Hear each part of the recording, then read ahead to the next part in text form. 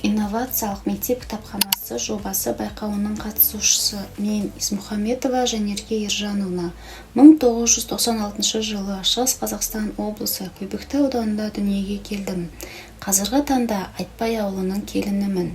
3 баланың анасымын. Жұмыс орным Тұрсабеков атындағы орта мектеп бақшасы, коммуналдық мемлекеттік мекемесі. Мамандығым кітапханашы, еңбек өтілім 6 ай.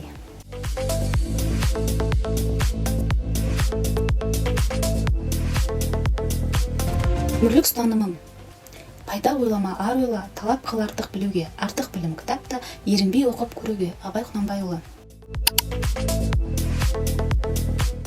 Қазіргі таңда кітапханадағы атқарылып жатқан жобаның бірі балалар кітапханасы.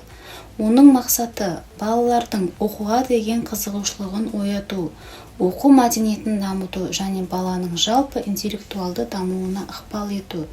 Әр түрлі жас топтарына арналған әдебиетпен қамтамасыз ету, балаларға шығармашылық және білім беру ортасын құру.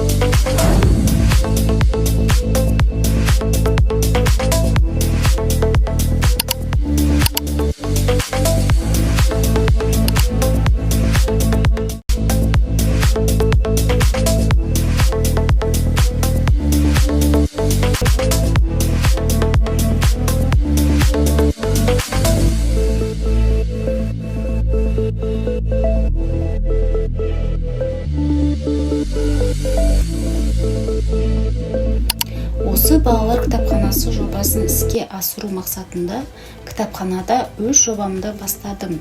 Үздік оқырман жобасы. Мақсаты: мектеп оқушылары арасында кітап оқуға деген қызығушылықты арттыру, оқушылардың танымдық және шығармашылық қабілеттерін дамыту. Кітап оқумен қатар оқушылардың ой өрісін кеңейтіп, шығармашылық ойлау қабілеттерін арттыру. Әдебиетке қызығушылықты ояту, оқушылар арасында әдебиеттің маңыздылығын түсіндіру және оларды кітап әлеміне тарту. Міндеттері: кітап оқу мәдениетін қалыптастыру, оқушыларды кітап оқуға үнемі шақырып, олардың оқу дағдыларын қалыптастыру, оқушылар арасында кітап оқу туралы пікір алмасулар ұйымдастыру. Үздік оқырман атағын беру және арнайы сыйлықтармен ынталандыру. Жобаның шарты: оқушылар кітапханадан кітап алып, оқып, мазмұнын айту, сол арқылы смайлик жинау. Оқушылар кітапты жай ғана алмай, кітапты түсініп, оқып, мазмұнын айта білуде. Бұл дегеніміз оқушыны жан-жақты аша білуіне, ойын ашық жеткізе білуіне көмегін тигізеді деген ойдамын. Яғни оқушылардың тілдік дағдыларын жетілдіреді. Сонымен қатар әр баланың кітап оқудағы қызығушылығы әртүрлі болғандықтан, ертегі оқыған бала қызықты ертегісін, әңгіме, повестер оқыған бала өз шығармасын порталасына, сыныптасына, болмаса досына айту арқылы кітап оқу құмарлықтарын ашуда. Бұл жобамның оң нәтижесі ретінде сан алуан кітап алып оқыған оқушылардан қиялға беріліп, өз ойынан ертегі құрастыра бастайды ертегішілер. Ақын жазушыларының өлеңдеріне қызығып, өлең жазып, болашақта ұлы Абайдай ақын болатын шәкірттер шығатынына сенімім мол. Түрлі кітап алып оқыған баладан мазмұнын сұрап қана қоймай, өзіне ерекше әсер қалдырған жерінен үзіндісін жазып отыруды әдетке айналдыру керектігін де айтып отырудамын.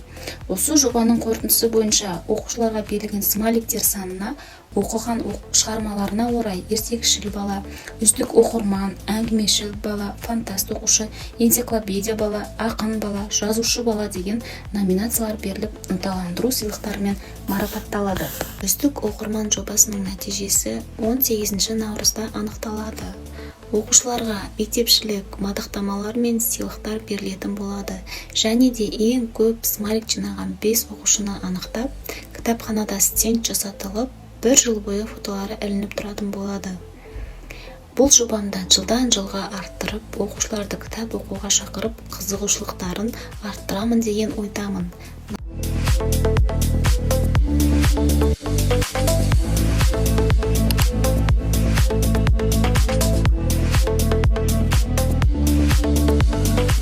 Назарларыңызға рахмет.